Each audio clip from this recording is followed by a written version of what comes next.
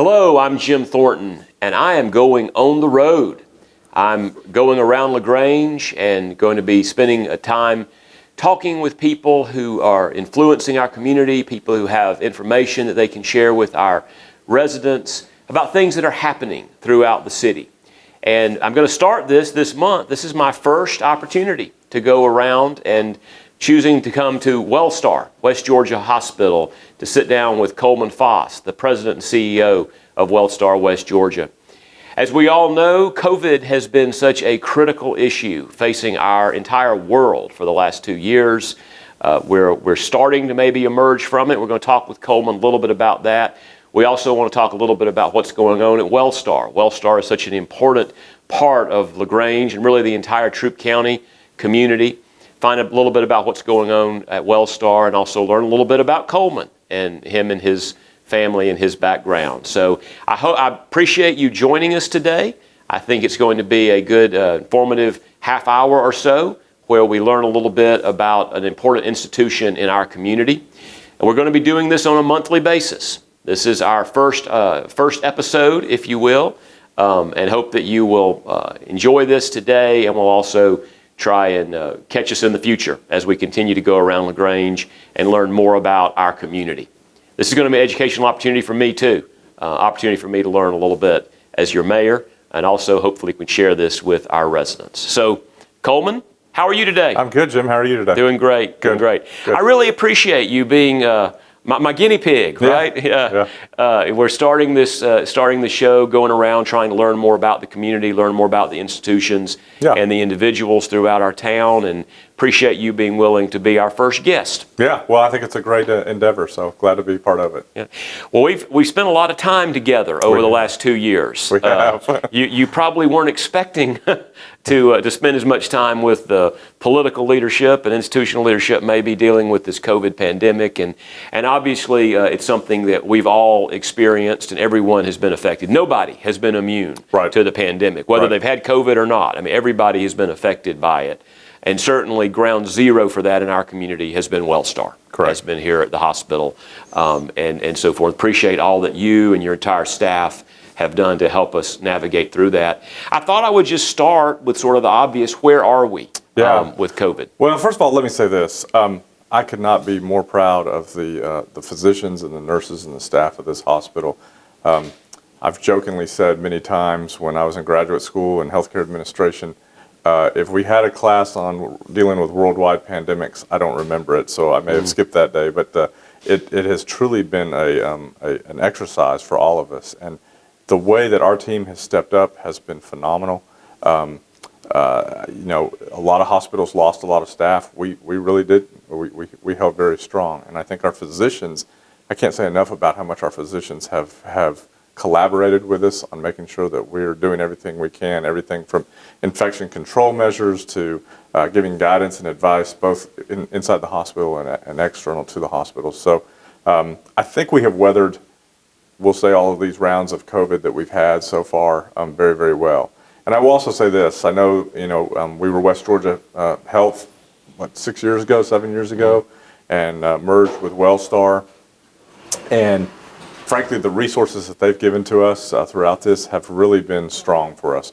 We probably would not have been able to have all of the supplies that we needed in place if it hadn't been for Wellstar, because a lot of Soul community providers were struggling to get anything from masks to oxygen or what have you, and we were never in that position. So it was a good situation for the local hospital, and we've come through it pretty well. So to answer your question directly, I think, knock on wood, if you have some around, we've gone through the initial variant, we've gone through the Delta variant. We feel like we're on the downside of the Omicron variant. There are some variations of the Omicron variant that are out there, and then there's the Lambda and some other variants that are out there. But the reality is, I think COVID is probably going to be around forever now. What's form, how we deal with it, that's kind of the learnings that we can take from it. The good news is we are seeing less and less sick people. It's not to say we couldn't have a very significant strain that hits us again, but I think, I won't say we're at herd immunity, but I think we've done a pretty good job of getting to where we need to be. The numbers are definitely coming down within Troup County and the surrounding areas. There are some other hot spots in the state right now, but when we say hot spots, it's nothing like it was when you and I were early on having those conversations. So it's still something to be cautious about. I think we've learned a lot of how it can impact us. Like you said, it's impacted everybody. I know I've had COVID. Most people I know have either had it or somebody in their families had it. Some people have very minor symptoms. Some people, unfortunately, are it's a fatal situation for them. And there's really no predictability, Jim. It's not a situation of you can say, well, if you've got high blood pressure or high cholesterol or diabetes, you're going to die from it. There's not a predictability. There are some common variants, but I should say common themes rather than variants. But as a general rule, there is no one constant factor. We've seen people in their 30s die from it, and of course we've seen elderly people die from it. Yeah. So it's a situation that, like the flu, like any disease, as it starts becoming more understandable and more normalized, it's a situation of take those precautions. Wear masks when appropriate. Make sure that if you're not feeling well, that you stay home. Make sure that you're, if you do feel bad and you're having difficulty breathing, get into the hospital as quickly as possible. And I would say that's probably the biggest single factor right now is when people get COVID, just because you have COVID doesn't mean that you're going to get extremely sick. Sure. But, and I realize everybody doesn't have an oxygen monitor at home, but if you're having difficulty breathing, that's the telltale sign. You've got to get to the hospital. And, unfortunately, we're seeing people come into the ICU and stay for many, many days. And so we just want to make sure that when people do feel sick, that they come in and get taken care of. So what I'm hearing you saying is that we're at that place where we're just going to have to learn to live with COVID. It's going to be a part of our lives, probably for the rest of our lives. I think so. I mean, hopefully, like the flu. I mean, we don't have flu rampant all year long every year. Some years we have very minor flu. Some years we have pretty bad cases. What we have learned, in the Asian countries, they've always recommended wearing masks, and in the Western nations, we've kind of shied away from that. Sure. When we look at our flu symptoms and our flu spread over the last couple of years with people wearing masks, it's remarkably down. Mm-hmm. So I think we have proven that when there is any sort of illness, flu, COVID, what have you, in the area, again, minimize your contact with others. And if you do go out, you're probably safer to wear a mask. It's just proven to be very effective. You mentioned the early days of COVID, and I remember very distinctly one of the first early events was a prayer event where people from across the community circled the hospital. They did, offering prayer, and my wife and I were in that caravan. I think you were up on the roof of the hospital, weren't you? I was. Looking down at it. A really, really, really nice event that was put together by some local churches and organizations. How have you felt the community respond to the hospital? And have you felt community support through this absolutely. process? Yeah, but yes. So to answer that directly, it's been tremendous, the support and the outpouring of love, and a lot of prayers, a lot of just heartfelt compassion for the staff. And honestly, I've mentioned this a couple times. We actually had some staff members early on, they were just terrified of what COVID was going to mean, especially younger nurses that were concerned about how it was going to impact their lives and whether or not they'd be able to raise their families. And just that show of support gave everybody the reason why we get into healthcare, and that is, it's a calling, a ministry almost, if you will, to reach out and be a service to other people. And to see the gratitude back was fantastic. But there's a caveat to almost everything in the world. Yeah. As we progressed, people got weary, and that's I do want to talk a little bit more about what the after effects of COVID are going to be. But as we were going forward, there was we were the tangible target for people going, we're tired of COVID. We don't want to hear any more about it. We don't want to hear about wearing masks. And people begin to challenge our numbers and challenge, just how many people in the hospital really have COVID. Are they really there for COVID? Are they there for something else? I promise you, we have no reason to ever misguide anybody about the numbers. The numbers were what they were. The people who were admitted into the hospital with COVID were there because they had COVID. Now, they may have had other conditions, but the primary reason they were in the hospital was COVID. And Jim, at one point, we had over 100 patients in the hospital just there because of COVID. Many of them were on ventilators. And so we never had any sort of political bent or any other agenda to say, make sure you get your vaccine. I mean, of course, we recommend that you get the vaccine, but the numbers were what the numbers were. And I think it was a little disheartening for some people to go, we're not lying about the numbers. Why would we lie about it? And no, the hospital's not making a ton of money. In fact, it cost us a lot of money to take care of these patients. So I think it was, and that wasn't a LaGrange phenomenon. That was a nationwide phenomenon. That was, everybody just got weary of the whole situation, and so was challenging, is healthcare representing what's really going on? And I said to a number of people, if I could have, I would have been glad to have taken somebody into our ICU and see a 40-year-old man who's otherwise healthy laying on his chest, what we call prone position, fighting for his life to get air. It impacted people like that. But obviously we couldn't, and we weren't going to bring people in. So, we're here for everybody. We want to take care of everybody, and we want to make sure that whatever safety precautions are out there, we feel a responsibility to at least advise on that. But there was never part of any of us that was misrepresenting numbers about what was going on inside the walls of the hospital. Well, yeah, I appreciate you saying that, and I appreciate you clarifying that. You talked about the effect. I mean, obviously it's been weird. It's been very weary for wearing on the hospital, and it's going to have a long-term effect on your staff and morale and the way you do business. Right. What are some of those effects as we come out of the acute phase and go into the chronic phase of COVID? Yeah, so it's mental well-being, right? It's very much a situation. We've done some things within the hospital just for our staff. We've created massage chairs, the automated ones. We've got actually even aromatherapy rooms, just because the staff is worn out from it, right? They've got to address just the tiredness of it. They need a break from it every now and then.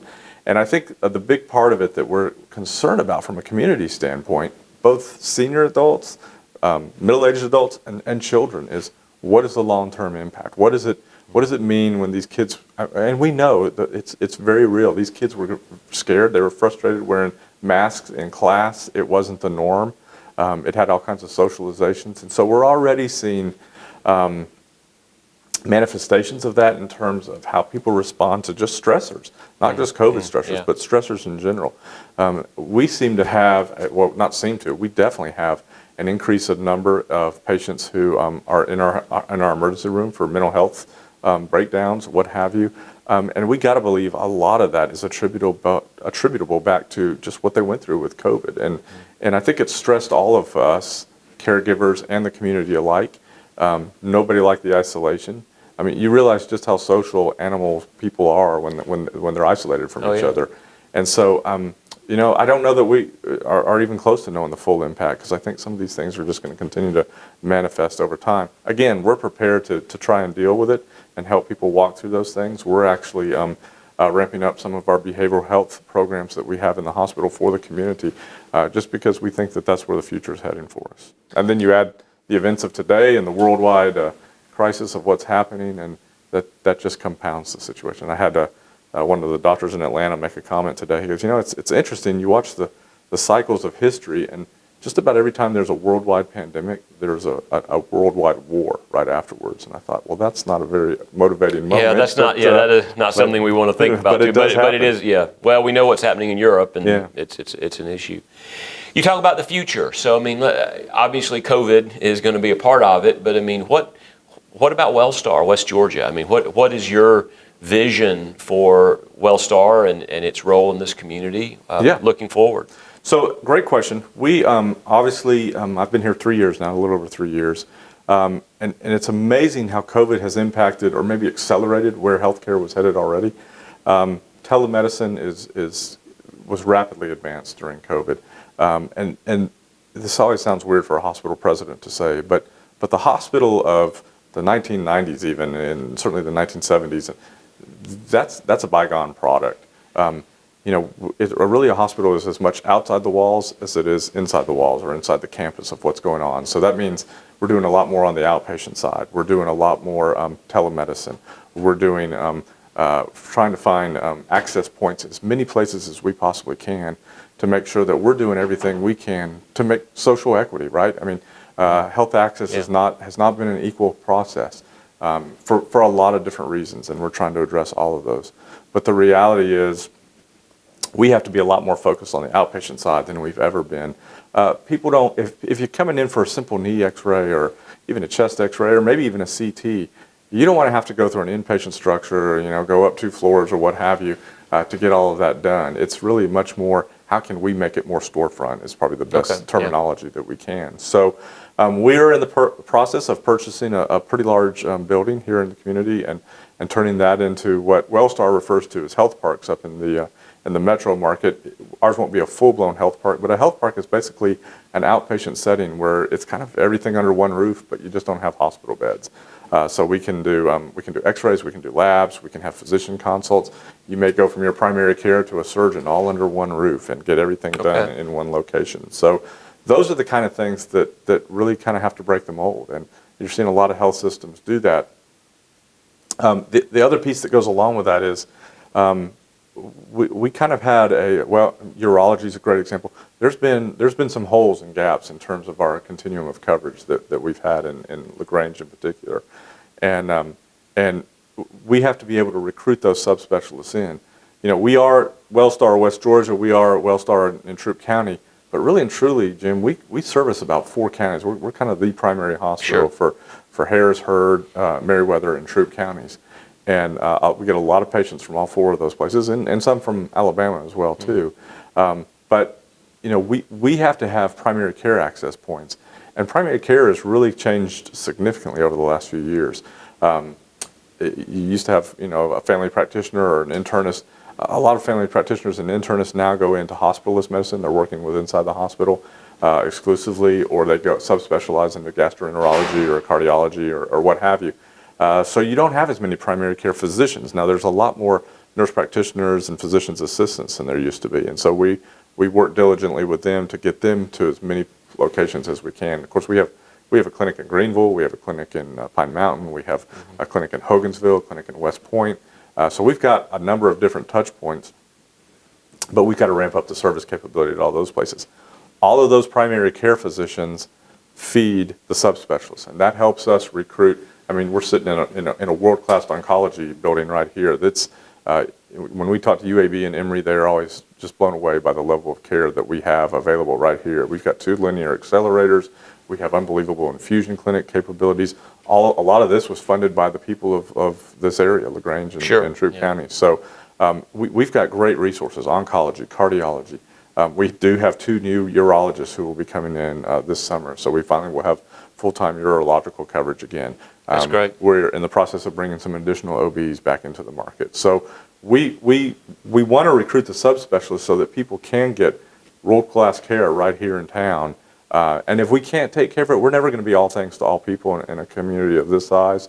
But if we can't take care of it, we'll be able to package a patient up. It's a bad word, but it's what we use in healthcare, and get them to where they need to be, whether that's Emory or Wellstar or what have you. Well, you referenced I think you said 6 years ago when Wellstar acquired West Georgia Medical Center, and the local hospital here in LaGrange folded into the Wellstar network, and some of the services that was able to bring. And of course, we're here in the cancer clinic, which, like you say, is a great new facility. We read a lot about rural hospitals and the struggle of rural hospitals, and they're closing, and they're going out of business. How healthy is Wellstar West Georgia? Are we a big enough community to sustain this quality level of health care? I mean, is that going to be a struggle for us, or are we able to provide that, notwithstanding the rural struggle? Yeah, sorry. We don't anticipate that. We've been very strong. We anticipate the future continues to be strong. Wellstar as an organization is very robust. I mean, between Kennestone and Cobb and some of our bigger facilities in the metro market, they provide a lot of capital for us, and we provide a lot of capital for the company. So we do very well at West Georgia. I don't think we would have been able to do as well had we not affiliated, but I credit the board here. A lot of rural hospitals realize their ship is sinking when it's too late. Wellstar West, the West Georgia board, they had a good hospital, and it was strong, and it was doing well. They knew they needed some assistance in recruiting. They knew they needed some assistance in capital, and that would have been tough. It probably could have been doable, but it would have been tough. So Wellstar has really made that an easier road for us to follow. But as things stand today, the hospital's doing well financially. We've come through some difficult times with COVID and weathered that storm. And we've got a lot more capital projects on the books, several $1 million worth of capital projects, including the the health park that I mentioned. Yeah. So again, we probably could have floated bonds and gotten the dollars to be able to do that, but nobody wants to go into debt if they can avoid it, and Wellstar affords us the ability to not have to go into debt. So that's probably the biggest upside for us being part of Wellstar. So obviously we're here in the cancer clinic, which is relatively new, great, beautiful facility, and you mentioned the health park. What are some other things that you think the residents of LaGrange are going to see over the next 3 to 5 years as Wellstar continues to invest and reinvest in the community? Well, obviously, nothing in healthcare, and from equipment to probably treatment as well, is inexpensive. And so we already have plans on the books for a new cath lab, an upgraded cath lab. The technology, the shelf life on medical equipment is just very, very short. And everybody, myself included, if somebody's got latest, greatest technology that's pretty readily available, then everybody wants to have access to it. I mean, the internet's too replete with information for us not to want to access that. So we feel like we're in really good shape with oncology right now, and we'll be for 3 to 5 more years, but we'll be making changes there. Cardiology, we've got a lot of advancements there. We're doing radial, cath lab. I mean, it used to be, if you came in for any sort of heart thing, you were in for 2 days. An open heart, you were in for, now they're doing open heart almost on an outpatient basis. We're not doing open heart here, but we are getting new technology in cardiac cath. We do plan on renovating, so when we built the South Tower, which I guess was in about 2010, they built a new labor and delivery area, a new emergency room, but they didn't upgrade the postpartum area. So the moms would have the baby in the labor and delivery, but then they kind of went back into the 1970s for their postpartum stay. So we've got plans to upgrade that, especially as we bring new OB and GYNs into the market. We know that from a gastroenterology standpoint, we've done a lot of upgrades. We just finished upgrading that. We just finished upgrading. The public won't see this, but we just finished upgrading a new pharmacy in there. We're actually moving into it as we speak. It is the nicest hospital pharmacy I've ever seen. So much automation, the ability to get pharmaceuticals throughout the hospital. A kid, Don Davis, I think he was probably looking to retirement, but now he's so excited with all the new toys he's got. He's probably going to stick around for several years, and we're glad to have him. But it's those kind of things we've got to do as well. The other piece of it is we need to upgrade our surgery suites. We need to expand as we bring more and more surgical subspecialists into the market. We really effectively have about 6 surgical suites upstairs right now. We probably need to have about twice that, so 12. So we're planning on building out from surgery on the 2nd floor, and that'll be new cafeteria underneath and some things like that. So we've got to do a lot of upgrades to a lot of the infrastructure. Part of the building that's here, I don't know that there's any part of the original hospital that's still standing, but there is some that was built in the 60s that obviously from an automation standpoint, technology standpoint, it's just not where it needs to be. And it's really, we use it for offices. It used to be patient rooms. We'd like to tear that down and eventually build a new patient tower. I don't know if that'll happen in the next 3 to 5 years, but it's definitely on the books for something that we'd like to do. And then I think we've got to do some other things. We're looking at a wellness center as a lot of people are going through cardiac rehab or stroke rehab. They don't feel 100% comfortable just going to any gym and working out or what have you. Right. They want to make sure that there's healthcare access, and so we're looking at doing combinations of outpatient rehab, physical therapy, but combining that with a wellness center, so that if somebody is post-stroke or post-cardiac event, that they're there, and there's healthcare practitioners who are available, nurses who are available, so that if somebody does feel a little dizzy or a little woozy, there's somebody there to help them through that. So we've got plans to build that, and that's currently one of our foundation initiatives that we've got going on. And then we're looking at things that I think are essential in the healthcare world today, like daycare for our workers, because we're open 24 hours a day, 7 days a week, 365 days a year, and we need to make sure that we can afford some access to our employees. It's a huge recruiting tool that a lot of hospitals have gone to, but I think if we can build something that is quality and makes sense, and maybe we can open up to the community a little bit, depending on how big we are able to make it. But those are the kind of innovative things that we feel like we have to do. When I go around town, I talk to a lot of people who are struggling to hire folks, and you talk about your workers and nurses and other health doctors. What's your staffing like? Is it a struggle? Are you managing it? So it's all relative, right? When I talk to my colleagues at other hospitals, we're blessed. But it's still, it's rising, the number of job openings that are out there. Especially our nighttime staff, that's really gotten difficult. And there's several factors for it. Of course, we saw a big exodus of entry-level employees for whatever reasons. Sure. I mean, there's a lot of different reasons, but they seem to be coming back now. We were one of those institutions that, because we're in healthcare and because the government pretty much asked healthcare, in fact, healthcare is still not exempted per the Supreme Court rulings, we still asked that all of our employees, team members, be vaccinated. Not necessarily the booster, but at least vaccinated. So we had some employees leave over that, but we've had a lot of people come back and are working for us again now. Entry-level positions have been difficult to fill, housekeeping, dietary, but we seem to be climbing back out of that. But there's no question that we were impacted by it. Yeah. But the nurses have also, I mean, it's crazy. They could go, we had one nurse tell us she basically went to New York for the summer. She fully plans on coming back to work with us, but she went to New York City. She said, what they're going to pay me, I can basically pay my house off. Yeah. And I can't compete with that. And I understand that. I probably would do the same thing. Sure, but, sure. You know, it's just a different dynamic, and COVID has really played a huge part in that. Tell me about yourself, Coleman, about you and your family. Well, my family is originally from Georgia.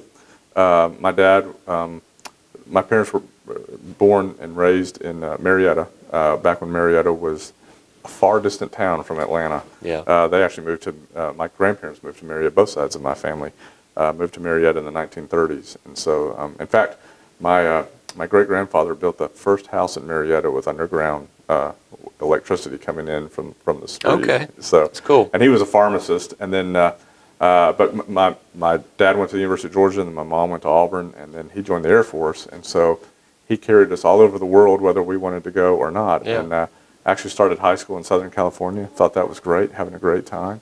And then my dad came home about midway through my junior year and said, we're moving to Alaska.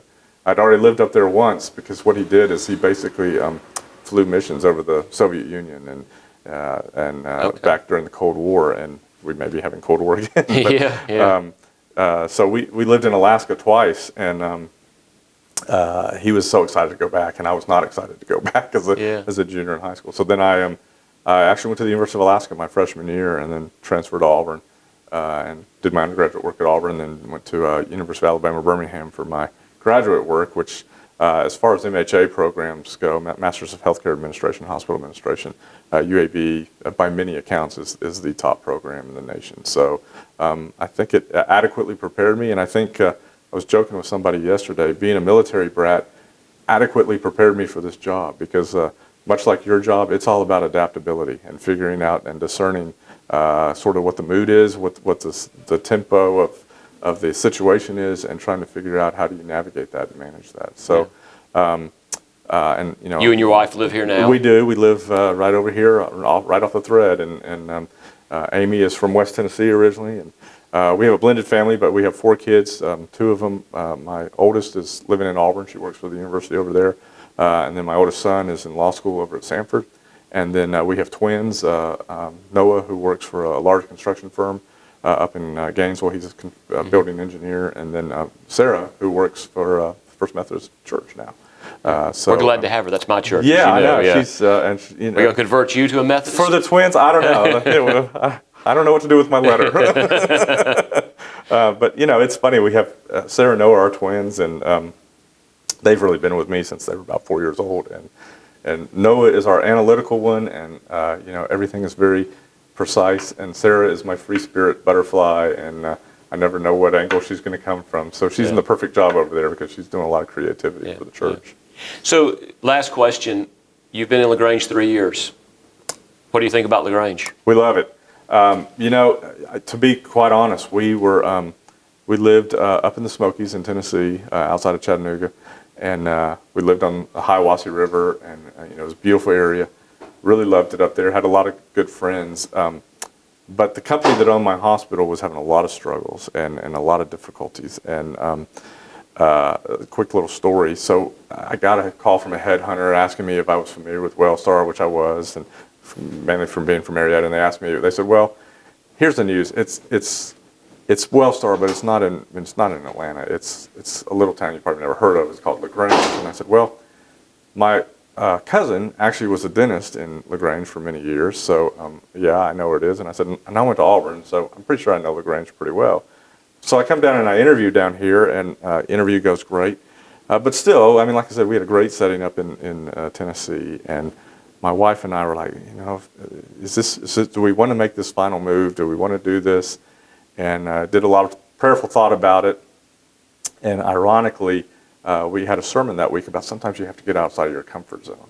And my wife looked at me and she said, "We're moving to LaGrange, aren't we?" And I said, "I think we are." And we have no regrets. It's been a great town, great community, very loving and supportive community. I have to say the community could not have been more embracing of us. This medical staff, and I'm not just saying it because I'm sitting here in this hospital, is the best medical staff I've worked with in terms of collaborate. Doesn't mean they agree with me on everything, but sure. they absolutely want to collaborate. They are all committed to wanting to raise the bar, not only for themselves, but for the community. They want to make sure that we're delivering the best care we possibly can. And as an administrator, that's what I want. I want people who are striving for the best. And that's another great thing. The work ethic here that I find in our hospital, if our numbers aren't hitting the metrics that they think they should be, they take it very personally. And let me just assure the community of this. The people that work at this hospital absolutely want to take the very best care of their neighbors and their family and friends, because that's who's coming into our hospital. We always joke about our numbers are a lot better sometimes than some of the ones up in the metro market, but it's because the people we take care of, we're going to run into them at church or at school or at the local restaurants. And when you know that you're going to do that, you take a little bit more pride in what you're doing. And so we love LaGrange, we love the hospital, we love the community, we love proximity to the grandchild, but all of those things make it a great place. And we plan on staying here. And when we moved into our house over here, I said the next place I'm moving is either the funeral home or Vernon Woods. So it's one of those two. Yeah. Well, we're delighted to have you. We've really enjoyed having you, getting to know you, and glad to have you as part of our community. And really appreciate you taking the time today to talk to us about some of the things that have been going on and that are probably in the future for Wellstar. Well, I appreciate that, and you've been so supportive. And I guess the only final thing I would say in closing is, as we move forward, we've got a lot of growth plans, but we need to hear from the community. What are those things? What are those services that people would like to see? When we recruit physicians in, we've got to make sure that there's a population to support that. But if there's particular rheumatology, endocrinology, whatever the situation may be, we need to hear from the community, because that's who we work for, and we want to make sure that we're addressing the needs. We feel like we've got a very robust hospital right now, but if there's other things that we can do, we want to hear from the community on what we can do better. That's great. Well, thank you for offering that, and you probably will hear from some, and that's good. But appreciate you, and we're glad you're here, and I appreciate everything that you do for the community. So that will conclude our conversation with Coleman Foss, the President and CEO of Wellstar West Georgia. And hope you've learned a little bit about our community, about healthcare. Certainly I have, about some of the challenges and some of the opportunities facing Wellstar and healthcare generally here in LaGrange. And then we'll be back next month with another topic and another guest. Thank you very much for joining us.